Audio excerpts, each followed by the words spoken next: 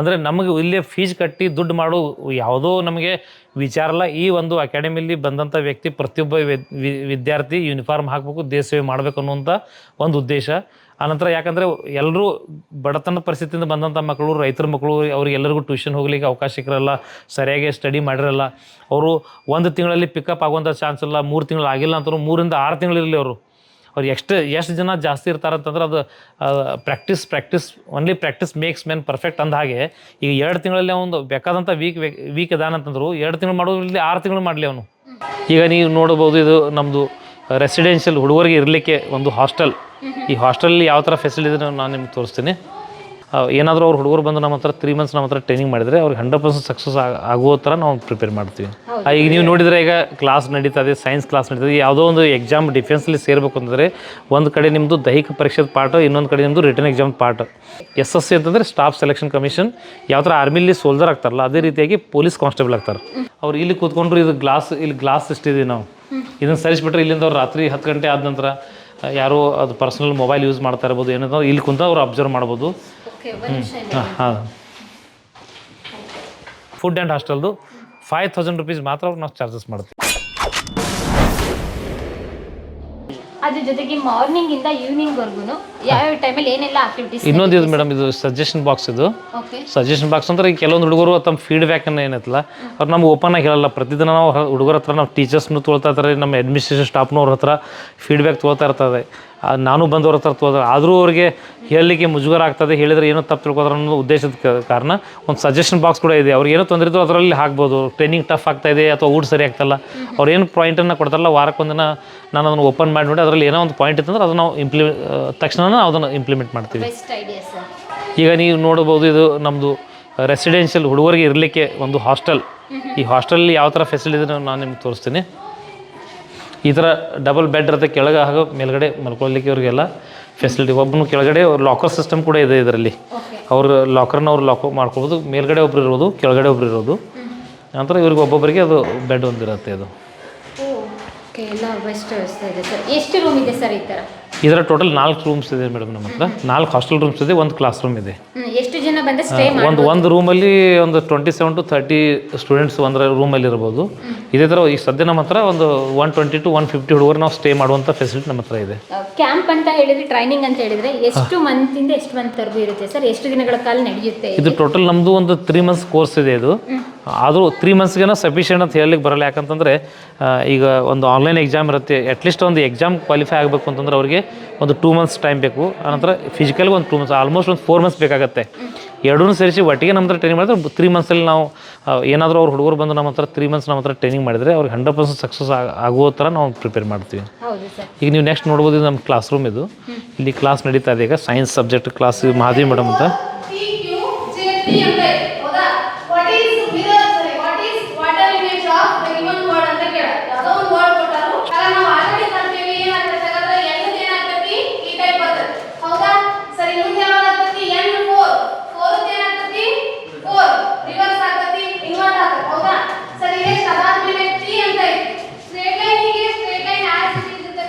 ಈಗ ನೀವು ನೋಡಿದರೆ ಈಗ ಕ್ಲಾಸ್ ನಡೀತದೆ, ಸೈನ್ಸ್ ಕ್ಲಾಸ್ ನಡೀತದೆ. ಯಾವುದೋ ಒಂದು ಎಕ್ಸಾಮ್ ಡಿಫೆನ್ಸಲ್ಲಿ ಸೇರಬೇಕು ಅಂತಂದರೆ ಒಂದು ಕಡೆ ನಿಮ್ಮದು ದೈಹಿಕ ಪರೀಕ್ಷೆದ ಪಾರ್ಟ್, ಇನ್ನೊಂದು ಕಡೆ ನಿಮ್ಮದು ರಿಟರ್ನ್ ಎಕ್ಸಾಮ್ ಪಾರ್ಟ್.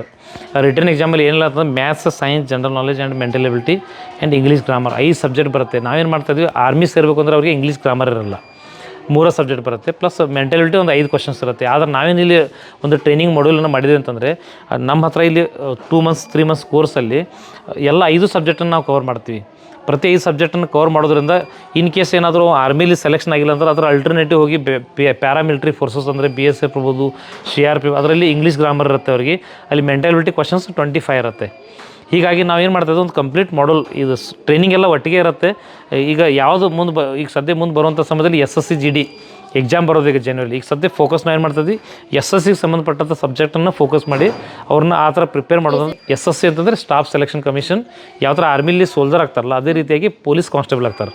ಈ ಯಾವ ಥರ ನಮ್ಮ ಸ್ಟೇಟ್ ಗೌರ್ಮೆಂಟ್ ಪೊಲೀಸ್ ಇರ್ತಾರಲ್ಲ ಅದೇ ರೀತಿಯಾಗಿ ಸೆಂಟ್ರಲ್ ಗೌರ್ಮೆಂಟಲ್ಲಿಯೂ ಕೂಡ ಪೊಲೀಸ್ ಡಿಪಾರ್ಟ್ಮೆಂಟ್ ಇರುತ್ತೆ. ಅದು CRPF ಅನ್ಬೋದು, BSF ಅನ್ಬೋದು, CISF, ಏರ್ಪೋರ್ಟಲ್ಲಿ ಸೆಕ್ಯೂರಿಟಿ ಪೊಲೀಸ್ ಇರ್ತಾರೆ, ITBP, ಆಸಾಮ್ ರೈಫಲ್, ಈ ಥರ ಕೆಲವೊಂದು SSB, ಇದರ ಕೆಲವೊಂದು ಡಿಪಾರ್ಟ್ಮೆಂಟ್ 7 ವಿಭಾಗ ಇರುತ್ತೆ ಅದು ಪ್ಯಾರಾಮಿಲಿಟ್ರಿ ಫೋರ್ಸಸಲ್ಲಿ. ನಾವು ಇದರ ಆರ್ಮಿ ಜೊತೆಗೆ ಇನ್ ಕೇಸ್ ಇದರಲ್ಲಿ ಆಗಿಲ್ಲ ಅಂತಂದ್ರು ಅದರಲ್ಲಿನೂ ಸೆಲೆಕ್ಷನ್ ಆಗಲಿ, ಯಾವುದಾದ್ರೂ ಒಂದು ಗೌರ್ಮೆಂಟ್ ಜಾಬ್ ಆಗಲಿ ಅನ್ನೋ ಒಂದು ಉದ್ದೇಶದಿಂದ ಇದನ್ನು ಪ್ರಿಪ್ರೇಷನ್ ಮಾಡಿಸ್ತೀವಿ. ಇದು ಯಾವ ಕಾಲ್ಫಾರ್ಮ್ ಮಾಡ್ತಾ ಇದ್ದಾರೆ ಸರ್? ಈಗ ಸದ್ಯ ನಮ್ಮದು ಈಗ ಫೋರ್ತ್ ಕಮಿಂಗ್ ಬ್ಯಾಚ್ ಯಾವುದು ಅಂತಂದ್ರೆ ಈಗ ಸದ್ಯ ನಮ್ಮದು ಈಗ ಡೆಮೋರಲ್ಲಿ ನಾವೇನು ಇವತ್ತು ಮಾಡಿದ್ವಿ ಅದು ಓನ್ಲಿ ಅವ್ರದ್ದು ಆಲ್ರೆಡಿ ಎಕ್ಸಾಮ್ ಕ್ಲಿಯರ್ ಮಾಡಿದ್ದಾರೆ ಈಗ ಅವರು. ಇನ್ನು ನೆಕ್ಸ್ಟ್ ಬರುವಂಥ ಡಿಸೆಂಬರ್ 4ನೇ ತಾರೀಕಿನಿಂದ ಹಿಡಿದು 15ನೇ ತಾರೀಕಿನವರೆಗೂ ಇದು ಯಾದಗಿರಿಯಲ್ಲಿ ಅವ್ರದ್ದು ದೈಹಿಕ ಪರೀಕ್ಷೆ ಆಗೈತೆ. ಇದೊಂದು ಇದೊಂದು ಬ್ಯಾಚ್ ನಮ್ದು ಬೇರೆ ಆಯಿತು. ಅದ್ರ ಜೊತೆಗೆ ಈಗ ಸದ್ಯ ನೀವು ರಿಟರ್ನ್ ಕ್ಲಾಸ್ ಏನು ನಡೆದಿಲ್ಲ, ಇದರಲ್ಲಿ ಇರ್ತಕ್ಕಂಥ ಎಲ್ಲ ವಿದ್ಯಾರ್ಥಿಗಳು SSC GD ಕಾನ್ಸ್ಟೇಬಲ್ ಹುದ್ದೆಗೆ ಇವರು ಪ್ರಿಪ್ರೇಷನ್ ಮಾಡ್ತಾ ಇದ್ದಾರೆ. ಈ ನೆಕ್ಸ್ಟ್ ಬರುವಂಥ ನವಂಬರ್ 1st ವೀಕಲ್ಲಿ ಇವ್ರದ್ದು ಆನ್ಲೈನ್ ಅರ್ಜಿ ಕರೆಯಲಾಗ್ತಾ ಇದೆ. ಅದ್ರದ್ದು ಇವತ್ತು ಇವರು ಪ್ರಿಪ್ರೇಷನ್ ಮಾಡಿ ಒಂದು 2 ತಿಂಗಳು 3 ತಿಂಗಳು ಟ್ರೈನಿಂಗ್ ಆದ ನಂತರ ಬರುವಂಥ ಜನವರಿ ಮಂತಲ್ಲಿ 2024 ವೇಕೆನ್ಸಿ, ಆ ವೇಕೆನ್ಸಿಲಿ ಈ ಇಯರ್ಸದ್ದು ಮುಗಿಯಿತು. ಅದರಲ್ಲಿ ಕೂಡ ನಮ್ಮ ಅಕಾಡೆಮಿಯಿಂದ ಒಂದು 11 ಜನ 2 ಗರ್ಲ್ಸು ಆನಂತರ 9 ಜನ ಬಾಯ್ಸ್ ಸೆಲೆಕ್ಷನ್ ಆಗಿದ್ದಾರೆ. ಲಾಸ್ಟ್ ಇಯರ್ ನಮ್ಮ ಹತ್ರ 9 ಜನ ಆಗಿದ್ದರು. ಈ ಬರುವಂಥ 2024 ಇನ್ನೂ ಹೆಚ್ಚಿನ ಸಂಖ್ಯೆಯಲ್ಲಿ ನಾವು ಸೆಲೆಕ್ಷನ್ ಮಾಡಬೇಕು ಅಂತ ಈಗ ಒಂದು SSC ಬ್ಯಾಚ್ ಅದನ್ನು ಈಗ ಸದ್ಯದಲ್ಲಿ ಕ್ಲಾಸ್ ನಡೀತಾ ಇದೆ. ಇದು ಓಕೆ, ಇಯರ್ಲಿ ಎಷ್ಟು ಟೈಮ್ ಯಾವಾಗ ಕಾಲ್ಫಾರ್ಮ್ ಮಾಡ್ತಾರೆ?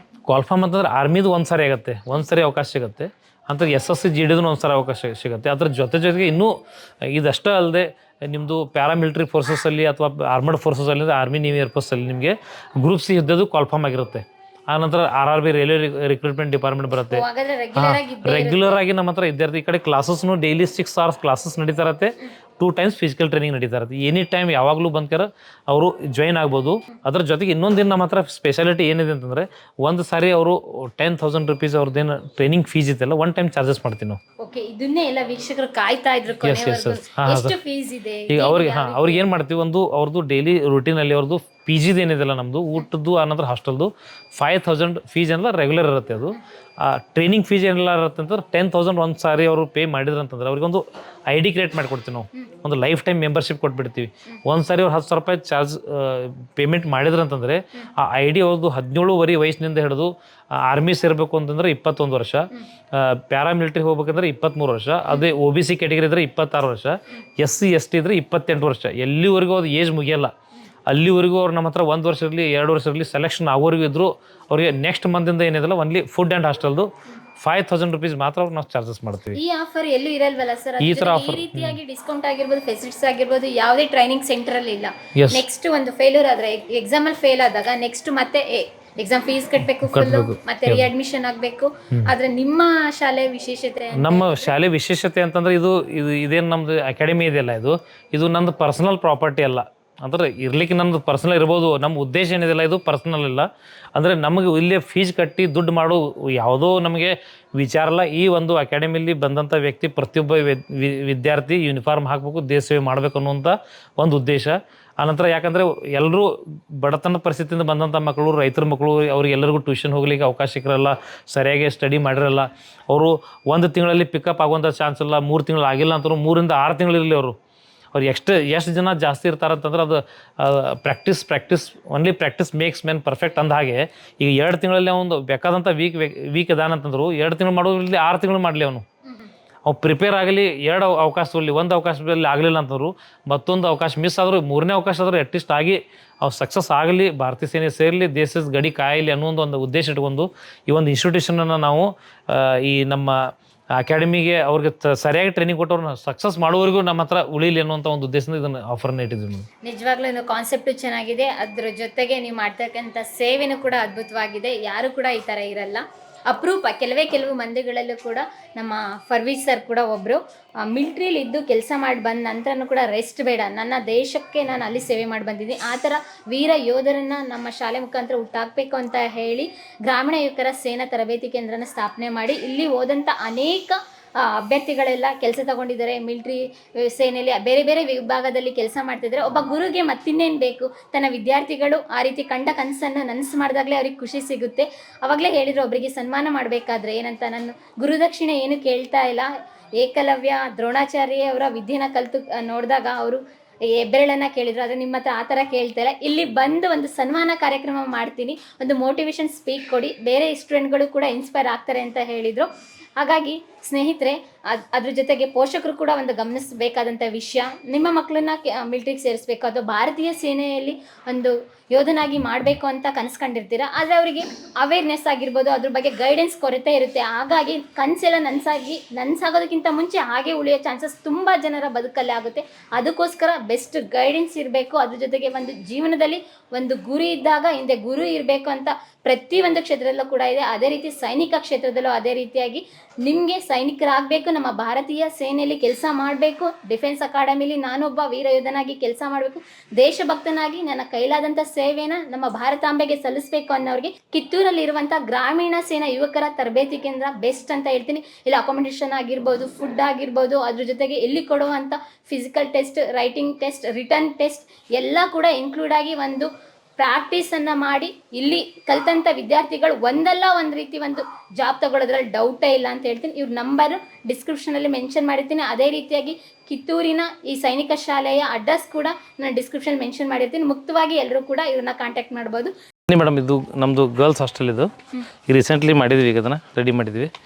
ಈಗ ನಮ್ಮ ಹತ್ರ ಒಂದು ಆಲ್ಮೋಸ್ಟ್ ಒಂದು 8 ಜನ. ಈಗ ಇದು ನಮ್ಮದು ವಾರ್ಡನ್ ಆಫೀಸ್. ಇದು ಇಲ್ಲಿ ಬಂದವರು ಯಾಕಂದರೆ ಪೇರೆಂಟ್ಸ್ ಯಾವ ಥರ ಮಾಡಿದ್ವಿ ಮೇಡಮ್, ಟ್ರಾನ್ಸ್ಪರೆನ್ಸಿ. ಈಗ ಈ ಡಿಜಿಟಲ್ ಯುಗ ಅಲ್ಲ, ಎಲ್ಲರೂ ಮೊಬೈಲಲ್ಲಿ ಬ್ಯುಸಿ ಇರ್ತಾರೆ. ಅದನ್ನು ಈಗ ನಾನು ಕಳೆದ 5 ವರ್ಷದಿಂದ ನಾವು ಅಕಾಡೆಮಿ ನಡೆಸ್ತಾ ಇದ್ದೀವಿ. 7 ಜನ ಗರ್ಲ್ಸ್ನು ಸೆಲೆಕ್ಷನ್ ಆಗಿದ್ದಾರೆ ಈಗ. ಯಾಕಂದರೆ ಹೆಣ್ಮಕ್ಳು ಗಂಡು ಮಕ್ಕಳದೊಂದು ಬೇರೆ ಇರುತ್ತೆ. ಯಾಕಂದರೆ ಯಾರೋ ಪೇರೆಂಟ್ಸು ನಮ್ಮ ಹತ್ರ ಹೆಣ್ಮಕ್ಳನ್ನ ತಂದು ಇಲ್ಲಿ ಬಿಡಬೇಕು ಅಂತಂದರೆ ಭಾಳ ನಮ್ಮ ಮೇಲೆ ಭರವಸೆ ಇಟ್ಟಿರ್ತಾರೆ. ಅವ್ರು ನಮ್ಮ ಹತ್ರ ಬಂದ ನಂತರ ಇಲ್ಲಿಂದ ರಿಟರ್ನ್ ಹೋಗೋರು ನಮ್ಮ ಜವಾಬ್ದಾರಿ ಇರುತ್ತೆ. ನಮ್ಮಿಂದ ಅವ್ರಿಗೆ ತೊಂದರೆ ಆಗಿರಬಾರ್ದು, ಅವರಿಂದ ನಮಗೆ ತೊಂದರೆ ಆಗಿರ್ಬೋದು. ಹೀಗಾಗಿ ಒಂದು ಇದನ್ನು ಬಿಲ್ಡಿಂಗನ್ನು ಯಾವ ಥರ ಸ್ಟ್ರಕ್ಚರ್ ಮಾಡಿದ್ವಿ ಅಂತಂದರೆ, ಒಂಥರ ಹಾಸ್ಪಿಟಲಲ್ಲಿ ಯಾವ ಥರ ಒಬ್ಬ ನರ್ಸ್ ಕೂತ್ಕೊಂಡು ಪೇಷಂಟನ್ನು ಅಬ್ಸರ್ವ್ ಮಾಡ್ತಾರಲ್ಲ, ಅವ್ರು ಇಲ್ಲಿ ಕೂತ್ಕೊಂಡ್ರು. ಇದು ಇಲ್ಲಿ ಗ್ಲಾಸ್ ಇಷ್ಟಿದ್ದೀವಿ ನಾವು. ಇದನ್ನು ಸರಿಸ್ಬಿಟ್ರೆ ಇಲ್ಲಿಂದ ಅವ್ರು ರಾತ್ರಿ 10 ಗಂಟೆ ಆದ ನಂತರ ಯಾರೋ ಅದು ಪರ್ಸ್ನಲ್ ಮೊಬೈಲ್ ಯೂಸ್ ಮಾಡ್ತಾ ಇರ್ಬೋದು, ಏನೋ ಇಲ್ಲಿ ಕುಂತ ಅವ್ರು ಅಬ್ಸರ್ವ್ ಮಾಡ್ಬೋದು. ಹಾಂ, ಈ ರೀತಿ ಅಂದ್ರೆ ಟ್ರಾನ್ಸ್ಪರೆಂಟ್ ಇರ್ತೀವಿ ನಾವು. ಅಂದ್ರೆ ವಾರ್ಡನ್ಗೆ ಬಂದು ಪ್ರತಿ ಸಾರಿ ಬಂದವ್ರು ಡಿಸ್ಟರ್ಬ್ ಮಾಡೋ ಅವಶ್ಯಕಿಲ್ಲ. ಅಲ್ಲಿ ಇದ್ಕೊಂಡ್ಕ್ಯಾರ ಅವ್ರು ಅಬ್ಸರ್ವ್ ಮಾಡ್ಬೋದು ಅವ್ರನ್ನ. ಸಪೋಸ್ ಇವ್ರು ಈಗ ಆಫಿಷಿಯಲ್ ಟೈಮ್ ಇದೆ, ಇಲ್ಲಿ ಕೂತ್ಕೊಂಡ್ರೆ ಇವ್ರು ರೆಸ್ಟ್ ರೂಮಲ್ಲಿ ಇದ್ದಾರೆ. ಈಗ ಇವ್ರು ಬೆಡ್ ಮೇಲೆ ಇದ್ದಾರೆ. ಓಕೆ, ಇವನ್ ಇವ್ರು ಇಲ್ಲಿ ರೆಸ್ಟ್ ಮಾಡ್ತಾ ಇದ್ದಾರೆ. ರಾತ್ರಿ ಟೈಮ್ ಇದೆ, ಯಾವುದೋ ಒಬ್ಬರು ಮೊಬೈಲಲ್ಲಿ ಈಗಿನ ಟೈಮಲ್ಲಿ ವಿಡಿಯೋ ಕಾಲ್ ಇರ್ಬೋದು, ಕಾಲ್ ಮಾಡೋದು ಇರ್ಬೋದು, ಇಂಥ ಸಮಸ್ಯೆ ನಡೀತದೆ. ಅದನ್ನು ಕಂಟ್ರೋಲ್ ಮಾಡಲಿಕ್ಕೆ ನಾವು ಇಲ್ಲಿ ಚಾನ್ಸೇ ಇಲ್ಲ. ಇಲ್ಲಿ ಅಂದ್ರೆ ಈ ಕಡೆನೂ ನೋಡ್ಬೋದು. ಇಲ್ಲೇ ಇದ್ಕೊಂಡು ಇಲ್ಲಿ ಟ್ರೈನಿಂಗ್ ಗ್ರೌಂಡಲ್ಲಿ ಗರ್ಲ್ಸ್ ಟ್ರೈನಿಂಗ್ ಮಾಡ್ತಾ ಇದ್ದಾರೆ. ಇಲ್ಲೇ ಕುಂತ್ರು ಟ್ರೈನಿಂಗಲ್ಲಿ ಏನಾಗುತ್ತೆ, ಇಡೀ ಫೀಲ್ಡೆಲ್ಲ ಇಲ್ಲಿಂದ ಒಂಥರ ಯಾಕಂದರೆ ಗರ್ಲ್ಸ್ ಹಾಸ್ಟೆಲ್ ನಾವು CC ಕ್ಯಾಮ್ರಾ ಫಿಕ್ಸ್ ಮಾಡ್ಲಿಕ್ಕೆ ಬರಲ್ಲ. ಇಲ್ಲಿ ನಮ್ಮಲ್ಲಿ ಇರ್ತಕ್ಕಂಥ ನಮ್ದೇನು ವಾರ್ಡನ್ ರೂಮ್ ಇದೆಯಲ್ಲ, ವಾರ್ಡನ್ನ ಒಂಥರ CC ಕ್ಯಾಮ್ರಾ ಇಲ್ಲಿ ಗೇಟ್ನಿಂದ ಯಾರು ಬರ್ತಾ ಇದ್ದಾರೆ, ಯಾರು ಹೋಗ್ತಾರೆ ಅಂದ್ರೆ 360 ವ್ಯೂಸ್ ಇಲ್ಲಿಂದ ಕೂತ್ಕೊಂಡು ಆ ಥರ ಒಂದು ವ್ಯವಸ್ಥೆ ನಾವು ಮಾಡಿದ್ವಿ. ರಾಜು ಕಲ್ ಸಿಸ್ಟಮ್ ಇದ್ದಂಗಿದೆ ಸರ್. ಹಾಗಾದ್ರೆ ಇವಾಗ ಎಷ್ಟೇ ಟೆಕ್ನಾಲಜಿ ಬಂದರೂ ಕೂಡ ನೋಡಿ ನಮ್ಮ ರಾಜು ಮಾಡಿದಂತ ಇದನ್ನ ನೋಡ್ಬೋದು. ಬೆಡ್ ಸಿಸ್ಟಮ್ ಇರೋದಿಲ್ಲ ಇಲ್ಲಿ. ಇವ್ರಿಗೆ ಸೇಮ್ ಅಲ್ಲಿ ಯಾವ ಥರ ಬೆಡ್ ಇತ್ತಲ್ಲ ಅದೇ ರೀತಿಯಾಗಿ ಒಂದು 40ರಿಂದ 50 ಜನ ಇರಲಿಕ್ಕೆ ಈ ವ್ಯವಸ್ಥೆನ ಮಾಡಿದ್ವಿ. ಇಲ್ಲಿ ಹಿಂದ್ಗಡೆ ಹೋಗಿ ಸ್ವಲ್ಪ ಟಾಯ್ಲೆಟ್ ಬಾತ್ರೂಮ್ ಎಲ್ಲ ಹಿಂದ್ಗಡೆ ಎಲ್ಲ ಫೆನ್ಸಿಂಗ್ ಇದೆ, ಎಲ್ಲ ಪ್ಯಾಕ್ ಇದೆ. ಒಂದೇ ಎಂಟ್ರಿ ಆ್ಯಂಡ್ ಎಕ್ಸಿಟ್ ಒಂದು ಡೋರ್ ಇದೆ. ಅದರದ್ದು ಎಮರ್ಜೆನ್ಸಿ ಇದೆ, ಏನಾದರೂ ಬೆಡ್ ಇರ್ಬೋದು ಒಳಗೆ ಹಾಕ್ಲಿಕ್ಕೆ ಹೊರಗೆ ತೆಗಿಲಿಕ್ಕೆ, ಆ ಥರ ಅದಕ್ಕಷ್ಟೇ ನಾವು ಒಂದು ಇದನ್ನು ಎಮರ್ಜೆನ್ಸಿ ಡೋರ್ ಇಟ್ಟಿದ್ವಿ. ಯಾಕಂದರೆ ಏನೋ ಒಂದು ಬೆಂಕಿ ಹತ್ತು ಹೊರಗಡೆ ಎಕ್ಸಿಟ್, ಒಂದು ಎಮರ್ಜೆನ್ಸಿ ಎಕ್ಸಿಟ್ ಬೇಕಲ್ಲ, ಹೀಗಾಗಿ ಒಂದು ಡೋರ್ ಇಟ್ಟಿದ್ದೀವಿ ನಾವು ಇಲ್ಲಿ ಈ ಕಡೆಯಿಂದ. ಆದರೆ ಅದನ್ನು ಓಪನ್ ಮಾಡಲ್ಲ ನಾವು. ಈ ಕಡೆಯಿಂದ ಬರಬೇಕು, ಈ ಕಡೆಯಿಂದ ಹೋಗಬೇಕು. ಅದ್ರ ಕೀ ಲಾಕ್ ಇರುತ್ತೆ. ಅದು ಕೀ ನನ್ನ ಹತ್ರ ಇರುತ್ತೆ. ನನ್ನ ಪರ್ಮಿಷನ್ ಇಲ್ಲ, ಅದನ್ನು ಯಾರೂ ಓಪನ್ ಮಾಡೋಂಗಿಲ್ಲ. ಹಿಂದಿಂದ ಎಲ್ಲ ಕಂಪೌಂಡ್ ವಾಲ್ ಇದೆ. ಹೀಗಾಗಿ ಯಾರಿಗೂ ಹೊರಗಿನ ಜನ ಒಳಗೆ ಬರಲಿಕ್ಕೆ ಅವಕಾಶ ಇಲ್ಲ. ಯಾಕಂದ್ರೆ ಸಿಟಿಯಿಂದ ಹೊರಗಡೆ ಇದ್ದ ಕಾರಣ ಸ್ವಲ್ಪ ಸೇಫ್ಟಿ ಪರ್ಪಸ್ ನಾವು ಇದನ್ನೆಲ್ಲ ಮಾಡಿದ್ವಿ. ಈ ಕಡೆ ಇಲ್ಲಿ ಇವರು ನೀವು ನೋಡ್ಬೋದು, ಇವರಿಗೆಲ್ಲ ಇಲ್ಲಿ ರೆಡಿ ಆಗಲಿಕ್ಕೆ ಎಲ್ಲ ಹೆಣ್ಮಕ್ಳಿಗೆಲ್ಲ ಅಂದ್ರೆ ಅವ್ರ ಟೈಮ್ ವೇಸ್ಟ್ ಆಗಿರೋ. ಯಾಕಂದರೆ ಇಲ್ಲಿ ಟ್ರೈನಿಂಗ್ ಅಂತಂದರೆ ಎಲ್ಲರೂ ಒಟ್ಟಿಗೆ ಒಂದೇ ಟೈಮ್ ರೆಡಿ ಆಗಬೇಕು. ಒಂದೇ ಟೈಮ್ ರೆಡಿ ಆಗ್ಬೇಕಂತಂದ್ರೆ ಎಟ್ ಎ ಟೈಮ್ ಆಗ್ಬೇಕಂತ ಅದ್ರ ಪ್ರಕಾರ ಅವ್ರಿಗೆ ಸಫಿಷಿಯಂಟ್ ಟಾಯ್ಲೆಟ್ ಬಾತ್ರೂಮು ಅವ್ರಿಗೆ ಏನಿದಿಲ್ಲ ಎಲ್ಲ ವ್ಯವಸ್ಥೆಯಲ್ಲಿ ಕೊಡ್ಲಿಕ್ಕೆ ಪ್ರಯತ್ನ ಮಾಡ್ತಾ ಇದ್ವಿ. ಅದ್ರ ಜೊತೆಗೆ ಪೇರೆಂಟ್ಸ್ಗಳಿಗೆ ತುಂಬ ಡೌಟ್ ಇರುತ್ತೆ. ಹೆಣ್ಮಕ್ಳನ್ನ ಅದರಲ್ಲೂ ಮನೆಯಿಂದ ಹೊರಗಡೆ ಕಳಿಸ್ಬೇಕಂದ್ರೆ 1000 ಸಲ ಯೋಚನೆ ಮಾಡ್ತಾರೆ. ಅಲ್ಲಿ ಸೇಫ್ಟಿ ಇರುತ್ತಾ, ಫೆಸಿಲಿಟೀಸ್ ಯಾವ ರೀತಿ ಇರುತ್ತೆ, ಅದ್ರ ಜೊತೆಗೆ ಉಳ್ಕೊಳ್ಳೋಕೆ ವ್ಯವಸ್ಥೆ ಆಗಿರ್ಬೋದು. ಅದ್ರ ಬಾಯ್ಸ್ ಬೇರೆ ಬರ್ತಾ ಇರ್ತಾರೆ, ಗರ್ಲ್ಸು ಸೇಫ್ಟಿ ಮುಖ್ಯ ಅಲ್ಲ. ಒಂದು 3 ತಿಂಗಳು ಟ್ರೈನಿಂಗ್ ನಡೆಯುತ್ತೆ ಅಂತ ಹೇಳಿದಾಗ ಈ ವಿಡಿಯೋ ನೋಡೋರಿಗೆ ಸಪ್ರೇಟಾಗಿ ಅವರಿಗೆ ಬೇರೆ ಹಾಸ್ಟೆಲ್ ಫೆಸಿಲಿಟೀಸ್ ಇದೆ, ಇವರಿಗೆ ಬೇರೆ ಫೆಸಿಲಿಟೀಸ್ ಇದೆ. ಅದ್ರ ಜೊತೆಗೆ ವಾರ್ಡನ್ ಕೂಡ ಸುವ್ಯವಸ್ಥಿತವಾಗಿ ನೋಡ್ಕೊಳ್ತಾರೆ. ಇವ್ರನ್ನ ಒಂದು ರೀತಿಯಾಗಿ ಯಾವುದೇ ರೀತಿ ಕಳ್ಳಾಟ ಆಗಲಿ ಈ ಏಜಲ್ಲಿ ಚಂಚಲ ಏಜ್ ಆಗಿರೋದ್ರಿಂದ ಆ ಥರ ಏನು ಆಕ್ಟಿವಿಟೀಸ್ ನಡೆಯೋದಕ್ಕೆ ಸಾಧ್ಯನೇ ಇಲ್ಲ. ಓನ್ಲಿ ಫೋಕಸ್ ಮಿಲಿಟರಿ, ನಾನು ಆರ್ಮಿಗೆ ಸೇರಬೇಕು ಅನ್ನೋ ಕನಸು ನನಸು ಮಾಡ್ಕೊಳ್ಳೋದಕ್ಕೆ ಒಂದು ಬೆಸ್ಟ್ ಅಕಾಡೆಮಿ ಸೆಂಟರ್ ಅಂತ ಹೇಳಿದರೆ ಕಿತ್ತೂರಿನಲ್ಲಿರುವಂಥ ಗ್ರಾಮೀಣ ಯುವಕರ ಸೇನಾ ತರಬೇತಿ ಕೇಂದ್ರ. Thank you madam, thank you very much. ಈಗೆಲ್ಲ ಫ್ರೀ ಟೈಮಾ? ಇಲ್ಲ, ಈ ಕ್ಲಾಸ್ ಅಂದರೆ ಕ್ಲಾಸಸ್ ಇವ್ರದ್ದು ಕ್ಲಾಸಸ್ಸು ಟ್ರೈನಿಂಗ್ ಎಲ್ಲ ಒಟ್ಟಿಗೆ ಇರುತ್ತೆ ಮೇಡಮ್. ಇವ್ರದ್ದು ಒನ್ಲಿ ಇವರು ರೆಸ್ಟ್ ಮಾಡೋ ಟೈಮ್ ಇಲ್ಲಿ ಬಂದ್ಬಿಡೋದು. ಊಟ ಮೆಸ್ನೂ ಅಲ್ಲೇ ಇದೆ, ಟ್ರೈನಿಂಗ್ನು ಅಲ್ಲೇ ಮಾಡಬೇಕು, ಕ್ಲಾಸಸ್ಸು ಅಲ್ಲೇ ಮಾಡಬೇಕು. ಒಂದು ಸಾರಿ ಅವ್ರದ್ದು ಟ್ರೈನಿಂಗ್ ಟೈಮ್ ಮುಗಿತು, ಊಟದ ಟೈಮ್ ಮುಗಿತು, ಕ್ಲಾಸ್ ಟೈಮ್ ಮುಗಿತು, ಅವ್ರು ಇಲ್ಲಿ ರೆಸ್ಟ್ ಮಾಡ್ಲಿಕ್ಕೆ ಇಲ್ಲಿರಬೇಕು. ಓಕೆ ವೀಕ್ಷಕರ, ಇನ್ನೊಂದು ಮಾತು ಹೇಳಬೇಕು. ಫರ್ವೀಸ್ ಸರ್ದು ಆಲ್ರೆಡಿ ನಾವು ಇಂದಿನ ನೀವು ಸಂಚಿಕೆಯನ್ನು ನೋಡಿಲ್ಲ ಅಂದವರು ದಯವಿಟ್ಟು ಹೋಗಿ ನೋಡಿ. ಅವರು ಆರ್ಮಿಲಿ ಮಾಡಿದಂಥ ಸೇವೆಯನ್ನು ಸೀರೀಸ್ ಆಫ್ ಎಪಿಸೋಡ್ ಮಾಡಿದ್ದೀವಿ. ಸತತವಾಗಿ 20 ಸಂಚಿಕೆಗಳು ಮೂಡಿ ಬಂದಿದೆ. ಹಲವಾರು ಜನ ತುಂಬ ಚೆನ್ನಾಗಿ ಕಮೆಂಟ್ಸ್ ಮಾಡಿದಿರಿ. ಹೊಸದಾಗಿ ಯಾರು ನಮ್ಮ ವಿಡಿಯೋನ ನೋಡ್ತಾ ಇದ್ರಿ ಅವರು ನೋಡಲೇಬೇಕಾದಂಥ ವಿಡಿಯೋ ಅದು. ಯಾಕೆಂದರೆ ಆರ್ಮಿಲಿ ಯಾವ ರೀತಿ ಒಂದು ಹಂತವಾಗಿ ಸೈನಿಕನಾಗಿ ಹೋದವರು ಮೇಲೆ ಒಂದು ಹೈಯರ್ ಪೊಸಿಷನ್ಗೆ ಹೋಗ್ಬೇಕಂದ್ರೆ ಎಕ್ಸಾಮ್ ಆಗಿರ್ಬೋದು, ಯಾವ ರೀತಿ ಟ್ರೈನ್ ಅಪ್ ಆಗಬೇಕು, ಅದ್ರ ಜೊತೆಗೆ ನಾವೆಷ್ಟು ಅಲ್ಲಿ ಸ್ಟ್ರಾಂಗ್ ಆಗಿದ್ರೆ ಮಾತ್ರ ಒಂದು ಹೈಯರ್ ಪೊಸಿಷನ್ಗೆ ಹೋಗೋಕ್ಕೆ ಸಾಧ್ಯ ಅಂತ ಕಂಪ್ಲೀಟ್ ಡೀಟೇಲ್ಸ್ನ ಹೇಳಿದ್ದಾರೆ. ಅದ್ರ ಜೊತೆಗೆ ಅವರು ರಿಟೈರ್ಡ್ ಆಗಿ ಬಂದಾದ ನಂತರ ಇಲ್ಲಿ ಕಟ್ಟಿದಂಥ ಒಂದು ಸೈನಿಕ ಶಾಲೆ ಇದೇ ಆಗಿದೆ. ಅದು ಬೆಳಗಾವಿ ಜಿಲ್ಲೆ ಕಿತ್ತೂರಿನಲ್ಲಿರುವಂತಹ ಒಂದು ಸೈನಿಕ ಶಾಲೆ ಇದು. ಇಲ್ಲಿ ಕರ್ನಾಟಕದಲ್ಲಿ ಮಾತ್ರ ಅಲ್ಲ, ಬೇರೆ ಬೇರೆ ರಾಜ್ಯದ ಮಹಾರಾಷ್ಟ್ರ ಆಗಿರ್ಬೋದು, ಪಕ್ಕದ ಆಂಧ್ರ, ಈ ರೀತಿಯಾಗಿ ಬೇರೆ ರಾಜ್ಯದಿಂದಲೇ ಇಲ್ಲಿ ಬಂದು ಸ್ಟೂಡೆಂಟ್ ಕಲಿತು ಆರ್ಮಿಗೆ ಸೇರಿದಂಥ ಉದಾಹರಣೆಗಳನ್ನ ನೀವು ಸಾಕಷ್ಟು ನೋಡಿದ್ರಿ. ಈ ವಿಡಿಯೋನ ತಪ್ಪದೇ ಶೇರ್ ಮಾಡಿ. ಕರ್ನಾಟಕದ ಪ್ರತಿ ಮನೆಗಳಲ್ಲೂ ಕೂಡ ಈ ವಿಡಿಯೋ ತಲುಪಬೇಕು. ಯಾಕೆಂತ ಹೇಳಿದರೆ ಸೇನೆ ಬಗ್ಗೆ ಆಗಿರ್ಬೋದು, ಸೇನೆ ತರಬೇತಿ ಬಗ್ಗೆ ಆಗಿರ್ಬೋದು, ಪೋಷಕರಿಗಾಗಿರ್ಬೋದು, ಅದ್ರ ಜೊತೆಗೆ ಸ್ಟೂಡೆಂಟ್ಗಳಿಗಾಗಿರ್ಬೋದು, ಅವೇರ್ನೆಸ್ ಮತ್ತು ಗೈಡೆನ್ಸ್ ಅನ್ನೋದು ಬಹುಮುಖ್ಯವಾಗಿದೆ. ಹಾಗಾಗಿ ಈ ವಿಡಿಯೋನ ನೀವು ನೋಡ್ತಾ ಇದ್ರಲ್ಲ, ಖಂಡಿತ ಶೇರ್ ಮಾಡಿ. ಅದೇ ಜೊತೆಯಾಗಿ ನಿಮ್ಮ ಅನಿಸಿಕೆ ಅಭಿಪ್ರಾಯಗಳು ಏನೇ ಇದ್ರೂ ಕೂಡ ಕಮೆಂಟ್ಸ್ ಬಾಕ್ಸಲ್ಲಿ ಕಮೆಂಟ್ಸ್ ಮಾಡಿ. ಪ್ರಿಯ ವೀಕ್ಷಕರೇ, ನಾವು ತೋರಿಸುತ್ತಿರುವ ಇತಿಹಾಸದ ಕಥೆಗಳು ಕನ್ನಡದ ಕಲೆ, ಸಾಹಿತ್ಯ, ಸಂಸ್ಕೃತಿ, ಜನಜೀವನ, ಇತಿಹಾಸ ಸೃಷ್ಟಿಸಿದ ಜನಸಾಮಾನ್ಯರ ಅಸಾಮಾನ್ಯ ಕಥೆಗಳು ನಿಮಗೆ ಇಷ್ಟ ಆಗಿದ್ಯಾ? ಹಾಗಿದ್ರೆ ವಿಡಿಯೋ ನೋಡಿ ಸುಮ್ಮನಾಗ್ಬೇಡಿ, ಶೇರ್ ಮಾಡಿ, ಸಪೋರ್ಟ್ ಮಾಡಿ, ನಮ್ಮೊಂದಿಗೆ ಜೊತೆಯಾಗಿ. ಇದು ನೀವೇ ಬೆಳೆಸಿದ ನಿಮ್ಮ ನೆಚ್ಚಿನ ಡಿಜಿಟಲ್ ಮಾಧ್ಯಮ. ಇನ್ಮುಂದೆ ನಿಮಗಾಗಿ ಇನ್ನಷ್ಟು ವಿನೂತನ ಶೈಲಿಯಲ್ಲಿ ಬರಲಿದೆ. ನೈತಿಕ ಬೆಂಬಲದ ಜೊತೆಗೆ ಆರ್ಥಿಕ ಬೆಂಬಲ ನೀಡಿ. ನಿಮ್ಮ ಬೆಂಬಲವೇ ನಮಗೆ ಪ್ರೇರಣೆ, ಸ್ಫೂರ್ತಿ ಕೂಡ. ನಿಮ್ಮ ಬೆಂಬಲದೊಂದಿಗೆ ನಮ್ಮ ಪಯಣ ಮುಂದುವರಿಯುತ್ತಿದೆ. ಸಾಮಾಜಿಕ ಬದಲಾವಣೆಗೆ ಜೊತೆಯಾಗಿ ನಮ್ಮ ಮುಂದಿನ ಪೀಳಿಗೆಗೆ ಕರ್ನಾಟಕದ ಇತಿಹಾಸ ಉಳಿಸೋಣ.